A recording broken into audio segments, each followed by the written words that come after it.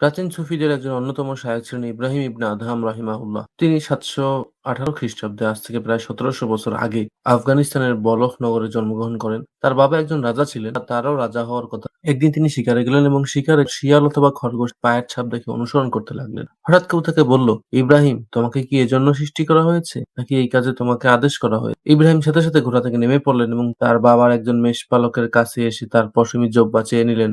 রাজপোশাক ছেড়ে দিয়ে সেটি পরে নিলেন। এরপর তিনি মরুভূমিতে ঘুরতে থাকেন এবং ঘুরতে ঘুরতে একসময় মক্কায় আসেন এবং সেখানে সুফিয়ান সাউরি, ফুদাইল ইবনে ইয়াদ প্রমুখের সাহচর্য লাভ করেন। এর কিছুদিন পরে তিনি সিরিয়া চলে যান। তিনি সবসময় নিজের হাতে উপার্জন করে খেতেন, যেমন চাষাবাদ, ক্ষেত খামার, পাহারা দেয়া। ইব্রাহিম ইবনে আদহাম বলেছেন, তোমার খাবার পবিত্র রাখো। এরপর রাত জেগে নফল নামাজ কিংবা দিনভর নফল রোজা না রাখলেও তোমার কোনো ক্ষতি নেই। তিনি সবসময় এই দোয়া করতেন, হে আল্লাহ, আমাকে আপনার অবাধ্যতার লাঞ্ছনা থেকে আপনার আনুগত্যের সম্মানে উপনীত করুন। ইব্রাহিম ইবনে আদহাম অত্যন্ত বিনয়ী ছিলেন। একবার তিনি আঙ্গুরের একটি ক্ষেত পাহারা দিচ্ছিলেন। একজন সৈনিক পাশ থেকে যাচ্ছিল। সৈনিকটি বলল, আমাকে এখান থেকে আঙ্গুর দাও। তিনি বললেন, আঙ্গুর বাগানের মালিকের তো অনুমতি নেই। সৈনিকটি তখন তাকে চাবুক দিয়ে মারতে লাগলো। তিনি তখন নিজের মাথা ঝুঁকিয়ে দিয়ে বললেন, মাথায় মার, কারণ এই মাথা প্রায়ই আল্লাহর অবাধ্যতা করে। সৈনিকটি দারুণভাবে বিস্মিত হয়ে চলে গেল। ইব্রাহিম ইবনে আদহাম 782 খ্রিস্টাব্দে ইন্তেকাল করেন।